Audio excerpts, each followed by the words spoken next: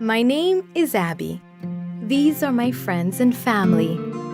This is me and Laura. Laura's my sister. But up until a few months ago, I didn't even know who she was.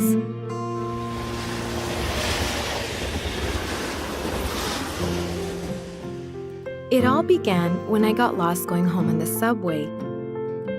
A woman was nice enough to help me out. Her name was Laura. She offered me a map, and I offered her a tract. But it turned out that she was a witness, and I was surprised to find out that she lived near my apartment.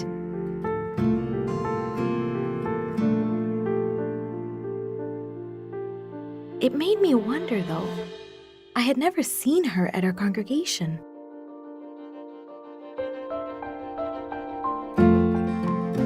Not long after that, the Clarks had me over for supper.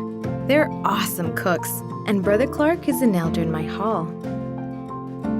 I mentioned what happened to me on the subway, and he knew Laura right away. He explained that she was in our congregation, but had been feeling down for quite a while. She had become inactive, and even though the brothers had been visiting her and doing their best to help, she just seemed to be stuck. So I asked if it would be okay for me to visit her. Brother Clark thought it was a great idea. I was going to help Laura. I knew we'd be best friends in no time. But we weren't.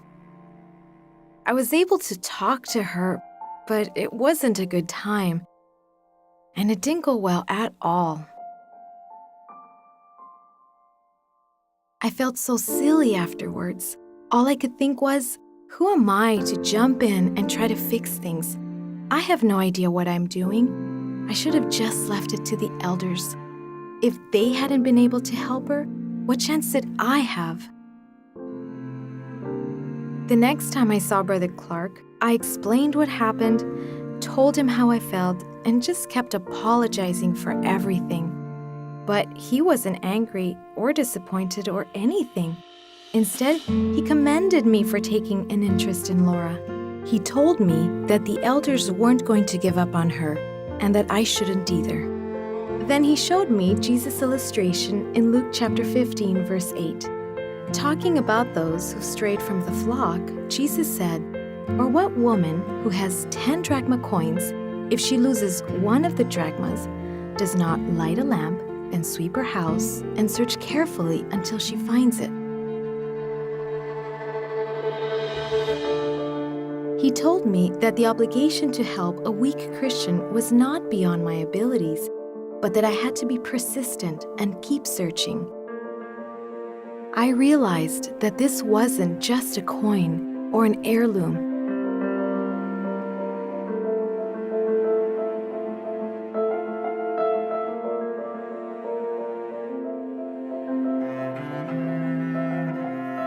I had lost my sister, and I didn't even know it. I knew that I had to do whatever I could to help. But this time, I wanted to do it right. So I did research, and I prayed, and I prepared.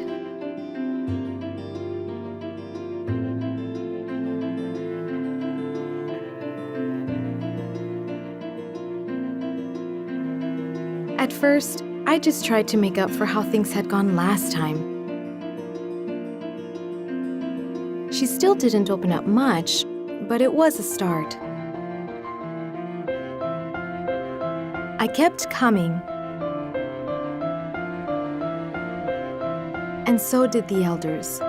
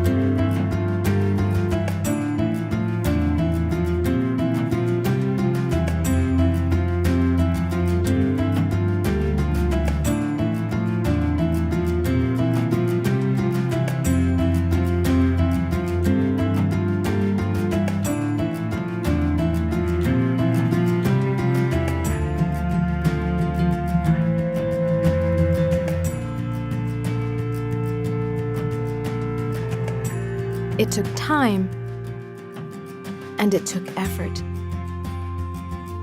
But we started to get to know each other better.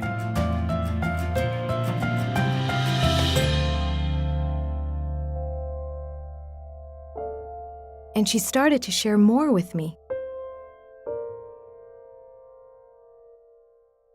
Sometimes, out of discouragement or depression, she could say things she really didn't mean. Wild talk. But I just tried to be a good listener. One time, I gave her a big hug and told her, "I love you so much, and Jehovah does too."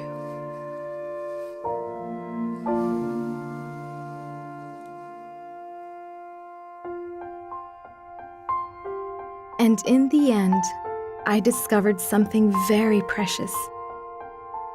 That our brothers and sisters can become lost and need our help. And we don't need to be elders, just to listen and to love. I found Laura, my lost sister, and my new friend.